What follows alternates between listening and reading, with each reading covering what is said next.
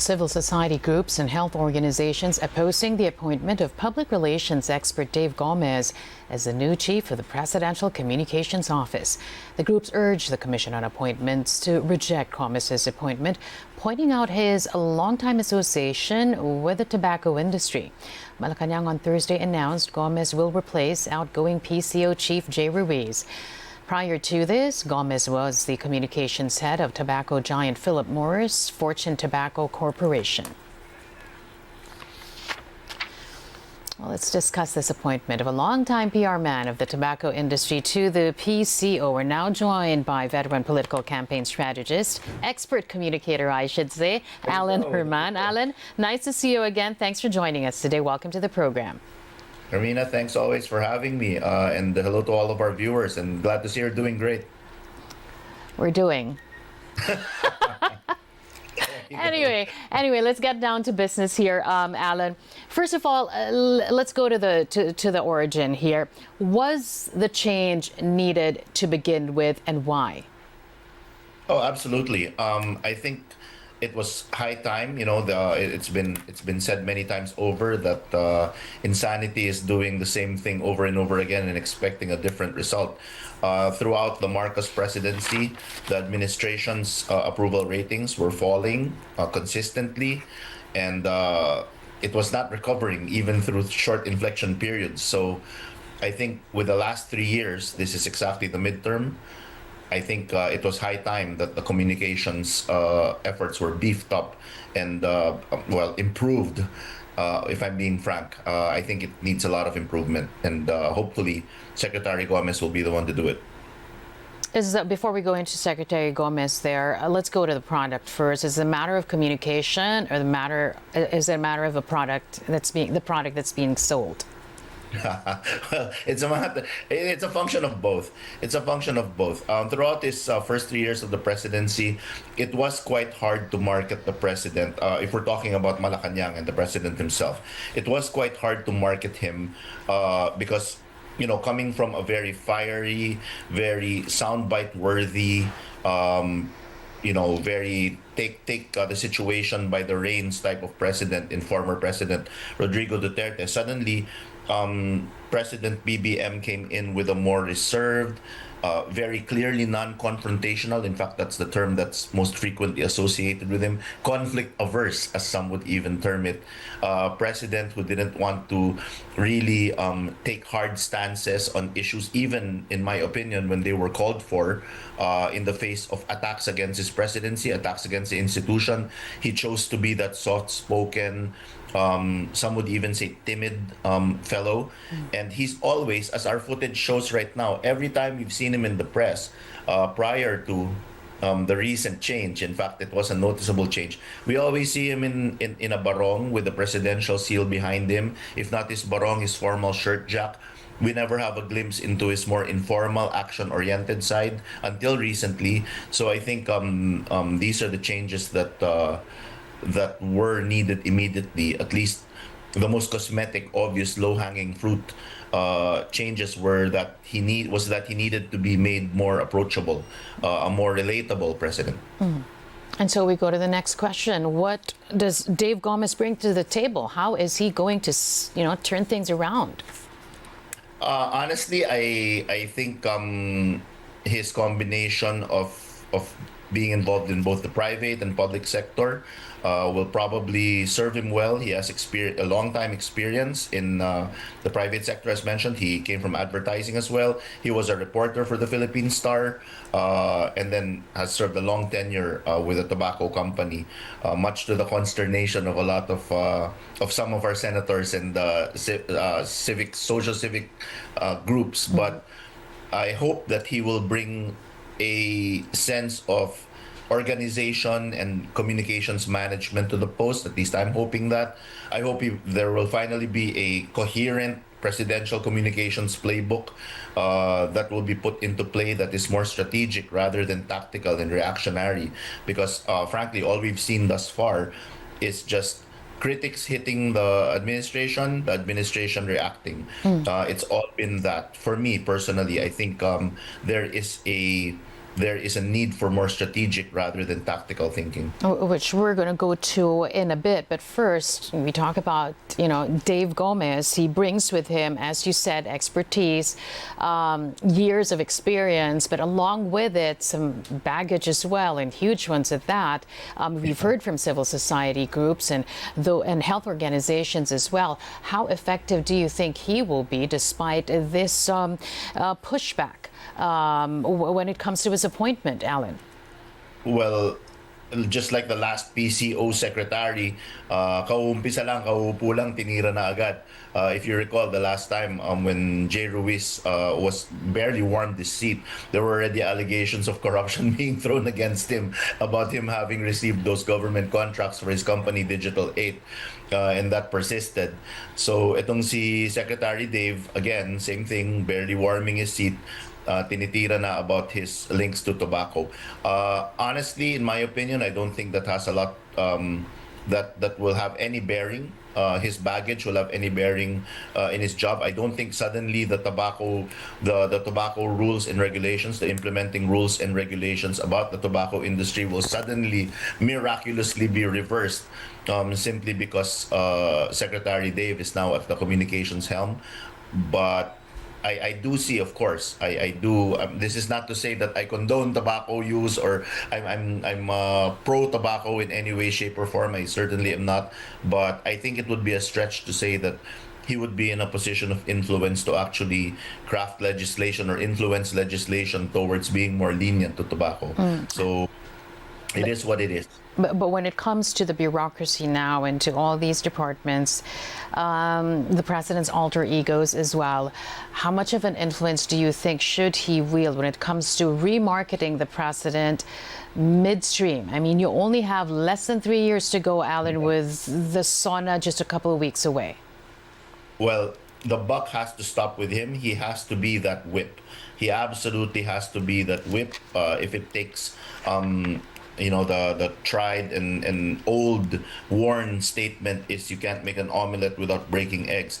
If he has to break some eggs in terms of department heads and agencies just to really form and back up whatever narrative or branding he will institute, because I don't know right now there is that absence of branding. What is it? Is it Bangon Pilipinas, Bagong Pilipinas? We don't know. We don't know. What is he, a technocrat? Is he a man of the masses? Is he a problem solver? That hasn't really been established. In last elections we saw that, sorry I'm jumping, but yeah, last elections we saw how that really played out. This lack of solid branding of the administration really played out, and it didn't play out in their favor.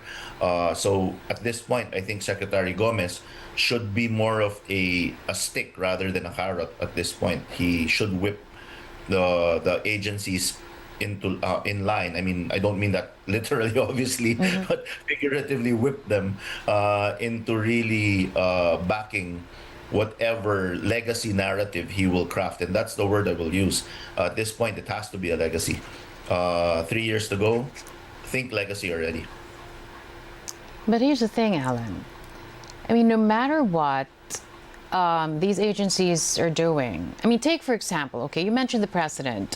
Lately, we've been seeing him outside the palace, going into action mode and all that.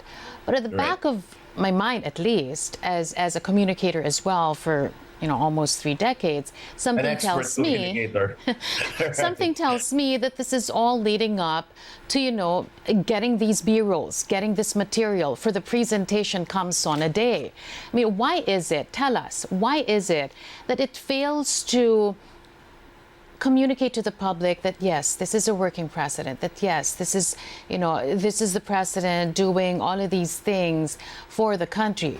But also you need to think that in the last SONA, he did say there's a total ban against POGO, and that resonated a lot. But how did we get from there to here? Right. Again, spoken like an expert communicator, Carmina. perhaps the best way to phrase it is that these are tactical efforts. So just for, I don't mean to bore our viewers, but the difference between tactics and strategy is it's the strategist that will say we need to win or take these mountains, mountain A, B, and C, in order to win the war. And then the tactician will say, okay, how do we take this mountain? We'll put this camp here, and then we'll deploy 50 soldiers, etc., etc. But it has to start from strategy. I think that's what's lacking in Malacanang. There is no clear strategy. Thus, all of these, as we can see in the footage, thus all of these moves of having him, check the bigas and look at the roads and ride the MRT with his family, it seems all like tactics without strategy, without that overarching narrative that binds the brand. It will all just be, well, fluff. Unfortunately, it will all just be fluff. But as you said, I mean, that's the fear, that it will all be just fluff, which is such a, it's so far from what you said a while ago, that what he needs right now is legacy coming into the end of his term. If we talk about any big wins here for the president at this point in his presidency, what could that big win be? Well, the big wins are, again, I'll use a technical term and try to appear more clever than I am, right? I'm hoping that somebody, maybe Secretary Dave or somebody from the communications team, is really familiar with the work of John Podesta. And, we call this the Podesta Insight. If you know how to read the chessboard, if you really just looked at the right signs, and I've said this before, you will already know what these wins should look like and should constitute. And the last elections was your playbook. You can get all the Podesta insight from there. You just look at the top 5 senators. So who were the top 5 senators that won last midterms, and then you look at what they stand for. So number 1 is Bongo. So clearly healthcare should be the win. Number 2 is Bam Aquino. Clearly we should focus on education and jobs. The third was Bato de la Rosa. Clearly the people are looking for peace and order wins.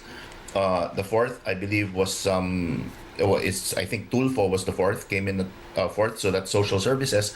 And fifth is Francis Pangilinan. So clearly people are looking for cheaper food.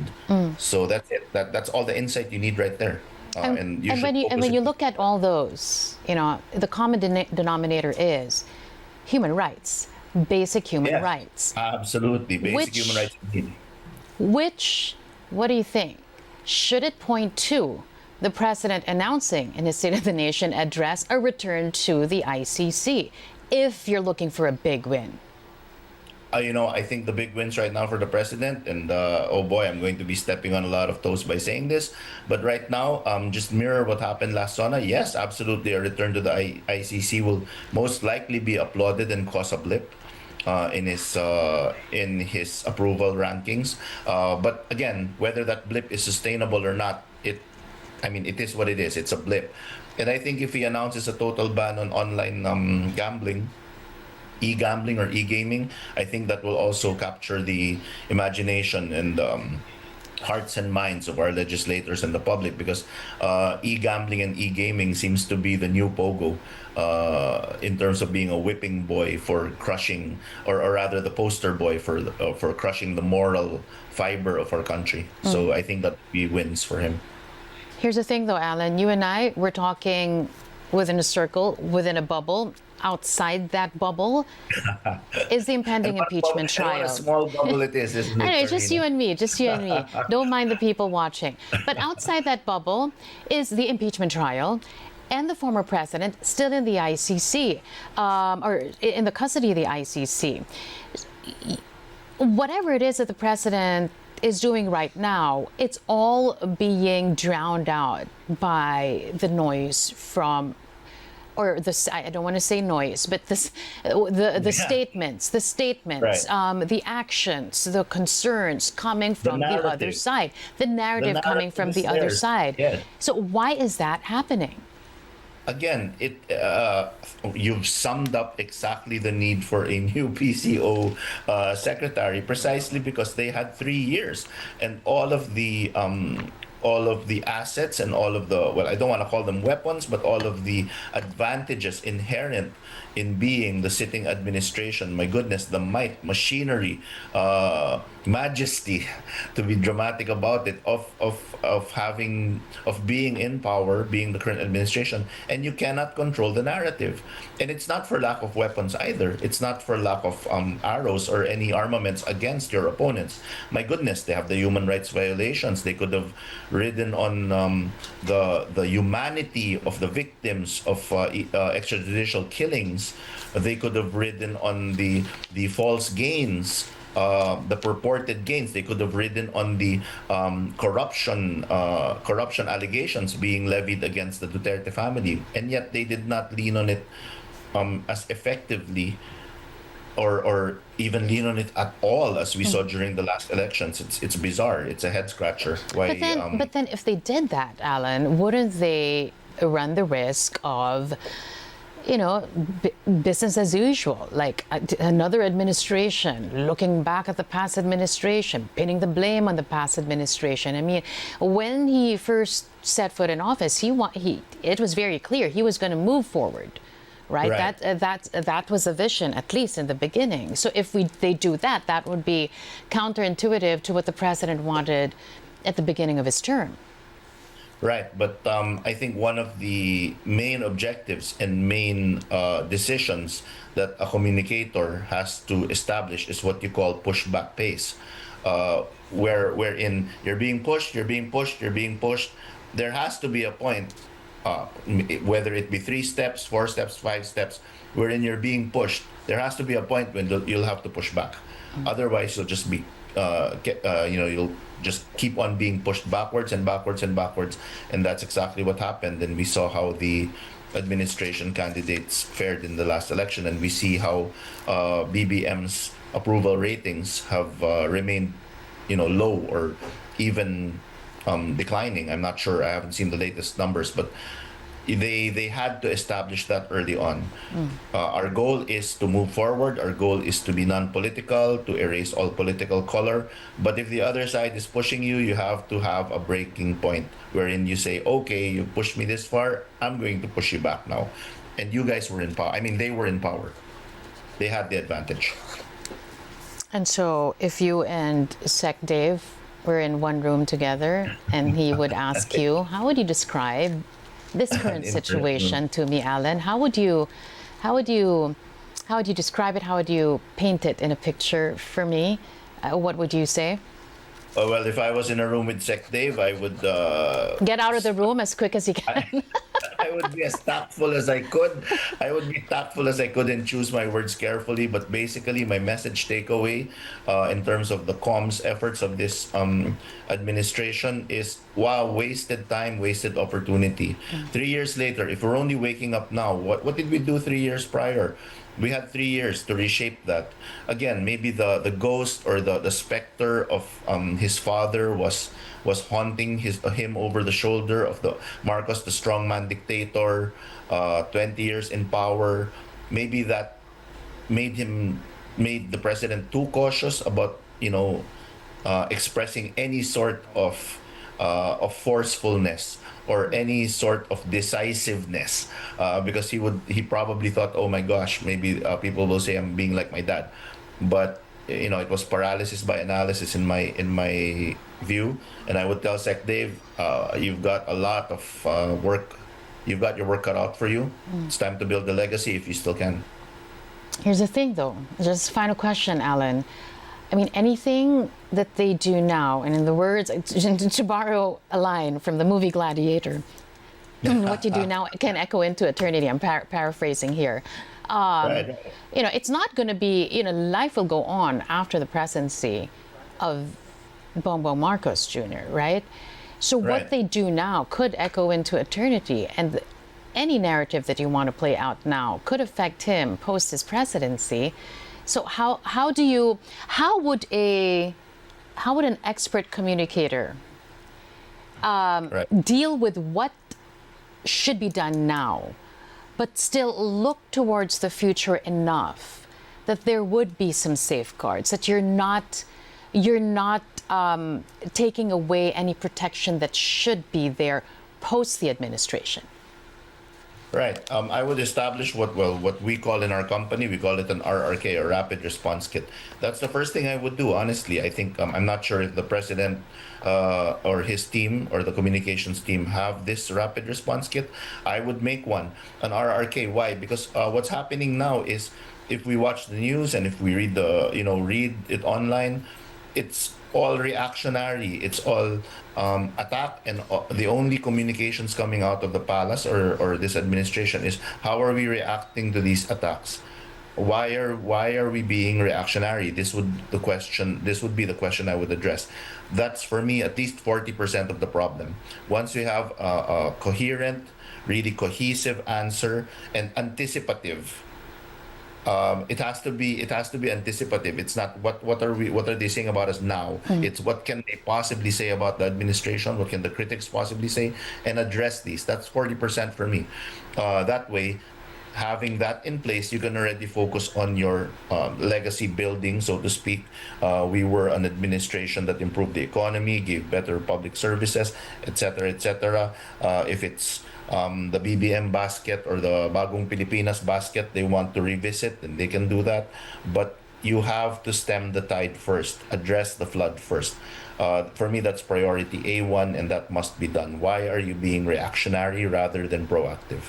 All right, Alan Herman there, veteran political campaign strategist, joining us once again this noon. Thanks again, Alan. I'll see you soon. I have a feeling I'll see you soon. Always happy to see you. Take care. Take care, you too.